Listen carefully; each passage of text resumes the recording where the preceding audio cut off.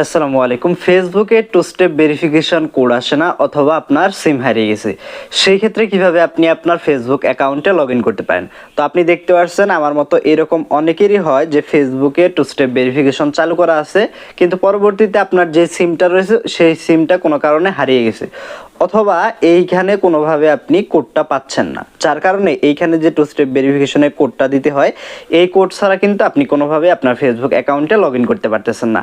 তো এই সমস্যাটি আসলে আপনি কিভাবে সমাধান করবেন, অর্থাৎ টু স্টেপ ভেরিফিকেশনের যে কোড আসে না অথবা সিম হারিয়ে গেছে, এই সমস্যাটি সমাধান করে কিভাবে আপনি আপনার ফেসবুক অ্যাকাউন্টে লগ ইন করবেন, সেইটাই মূলত আজকের এই ভিডিওতে আমি আপনাদেরকে দেখাবো। তাই যারা এই ভিডিওটি দেখছেন, ভিডিওটি না টেনে শেষ অবধি দেখবেন, তাহলে কিন্তু আপনার যদি এই সমস্যাটি হয়ে থাকে সেই ক্ষেত্রে আপনি খুব সহজে ঠিক করে নিতে পারবেন। তো ভিডিওটি শুরু করার পূর্বে আপনি যদি এখনো আমাদের চ্যানেলটিকে সাবস্ক্রাইব না করে থাকেন, অবশ্যই আমাদের চ্যানেলটিকে সাবস্ক্রাইব করে পাশে বেল আইকন অন করে দিবেন। তো আমি রয়েছি আলমগীর আপনাদের সাথে, আপনারা দেখছেন টিউটর। চলুন শুরু করা যাক।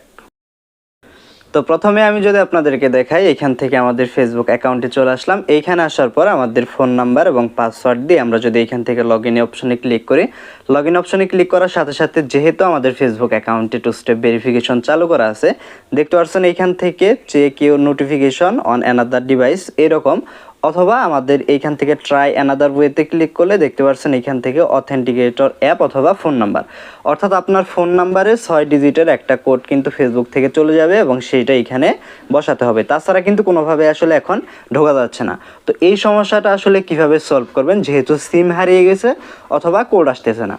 তো সেই ক্ষেত্রে আপনাকে যে কাজটি করতে হবে, নিচের থেকে প্রথমে আপনি এখানে ট্রাই অ্যানাদার ওয়ে, আবার আপনি এই অপশনে ক্লিক করবেন। এখানে ক্লিক করার পর আপনি নিচের দিকে দেখতে পারবেন যে নিড অ্যানাদার অপশন, অর্থাৎ আপনি অন্য কোনো অপশন চান কিনা। সেই ক্ষেত্রে আপনি অ্যাকাউন্ট রিকভারি একটা অপশন রয়েছে, জাস্ট এই অপশনে আপনি ক্লিক করবেন।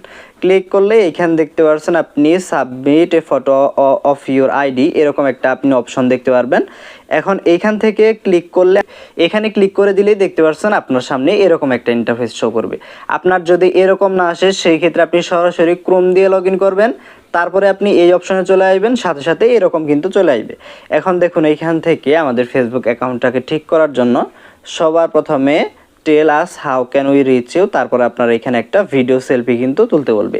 তো আমরা জাস্ট এখান থেকে কি করব, এই যে নেক্সট অপশন রয়েছে, নেক্সটে ক্লিক করে দিলাম। নেক্সটে ক্লিক করলে প্রথমে দেখতে পাচ্ছেন এখান থেকে ইমেইল অ্যাড্রেস, অর্থাৎ ফেসবুক যেন আপনার সাথে যোগাযোগ করতে পারে এরকম একটা ইমেইল অ্যাড্রেস আপনাকে এইখানে দিতে হবে। তো কোনো প্রকার ফেসবুক অ্যাকাউন্টের সাথে কানেক্ট নেই, এইরকম একটা ইমেইল অ্যাড্রেস জাস্ট আপনি এখান থেকে দিয়ে এখানে নেক্সট অপশনে ক্লিক করে দিবেন। এখান থেকে নেক্সট অপশনে ক্লিক করলে আপনি দেখতে পারবেন যে আপনার সামনে এরকম একটা অপশন চলে আসবে এবং এই যে ইমেইল আপনি দিলেন বা যে জিমেইল অ্যাড্রেসটা দিলেন, সেইখানে ফেসবুক থেকে 6 ডিজিটের একটা কোড চলে যাবে। তো এখান থেকে আপনার ভেরিফিকেশন কোডটি জাস্ট আপনি জিমেইলের অ্যাপে পেয়ে যাবেন, সেটা বসিয়ে নেক্সট অপশনে ক্লিক করবেন। নেক্সটে ক্লিক করলেই দেখতে পাচ্ছেন এখান থেকে টেক এ ভিডিও সেলফি এরকম একটা অপশন কিন্তু রয়েছে। তো আমরা এখান থেকে নেক্সট অপশনে ক্লিক করলাম।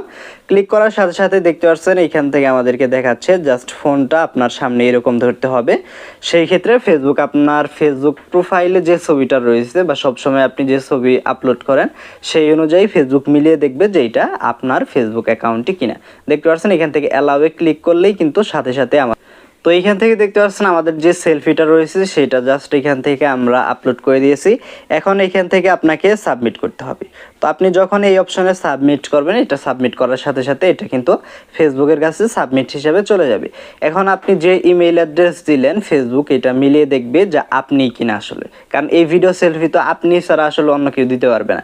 সেই ক্ষেত্রে ফেসবুক এটা দেখতে পাচ্ছেন এখান থেকে 48 ঘন্টা সময় নেবে এটা রিভিউ করার জন্য। এরপরে ফেসবুক কিন্তু একটা নোটিফিকেশন সেন্ড করে দিবে যে আসলে আপনার ফেসবুক অ্যাকাউন্ট আনলক করে দিবে কিনা।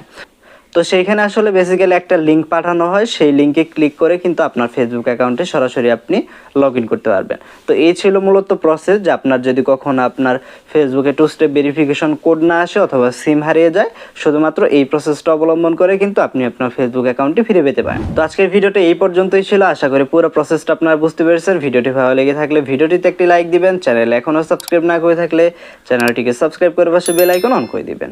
তো আজকে এই পর্যন্তই, আল্লাহ হাফিজ।